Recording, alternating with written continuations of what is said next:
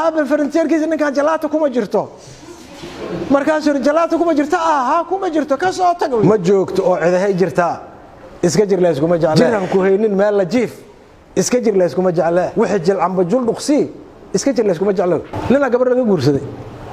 ninka markii gabadha laga guursaday caawa kale guriga markii la geeyay ayay ninka waa nin iska ladan oo faranjeer qalba u yeelay wixii guriga yaala guriga markii gashay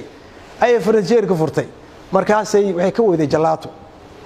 jalaato kuma jirto waxyaabay kala magaysiga wax alaale wixii kala qiimo lahayn waa ku jiraan laakiin jalaato kuma jirto odayga telefoon dirtay aabe markaasay tir aabe faranjeerkiisa ninkan jalaato kuma jirto markaasuu yiri jalaato kuma jirto aha kuma jirto ka soo tag uu yiri ilaah baan idin ku dhaariyay ka warrama ka soo tag jalaato ma duu faranjeerkiisa ku jirin ka soo tag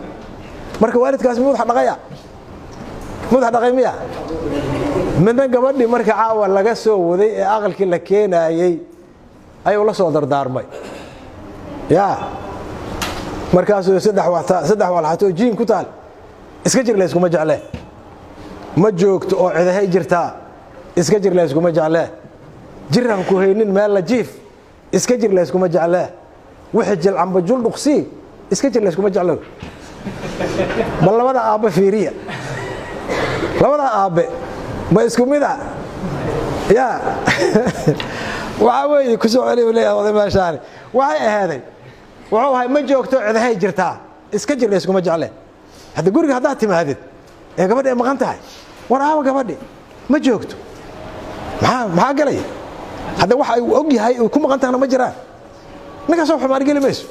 odayga waa la soo dardaarmo wuxuu yiri iska jir la isku jeclaan maayo guriga cidla ah ninkii gadaashada ka yimaado la iskuma jeclaana ogow talabaad jiran ku haynin meel la jiif riinta ruugta la sheegi jiray ruugto waa maxay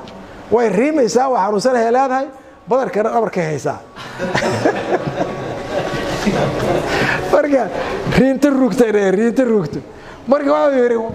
meel inaad jiiftid oo ayadan xanuun ku haynin inaad meel taalid ee aad tiraado waa jiranahay oo reerka saas ku dayacmo la isku jeclaan maayo ogow ayo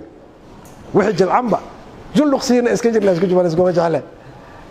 wixii jilcamba juluqsi waa maxay wax alaala gabdhuhu la og yahay waa ognahay inay ragga uga dooraan waxa ay cuni lahaayeen ma cunayaan ilaa adiga aad dhirgtid xaqiiqo way gabadhu waa hooyo xaqiiqo way hooyo waligeed adigu dhergin wax ma cunto gabadha xaaskaadana ilaa adigu dhirgtid wax cuni mayso waa hubaal waran idin iro way xaqiiqo way waa ila aragteen odayaashin nimanka dhalinyaradan waa rajeynaya insha Allah taala wali aan baabkaas gelin inaad idinku arki doontaan fadlan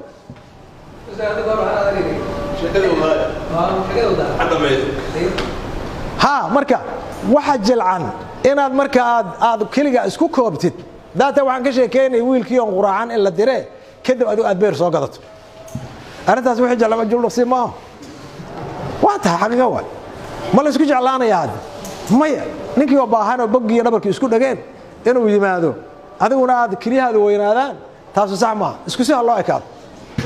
oo ma hal cayiro ama aata hal ahad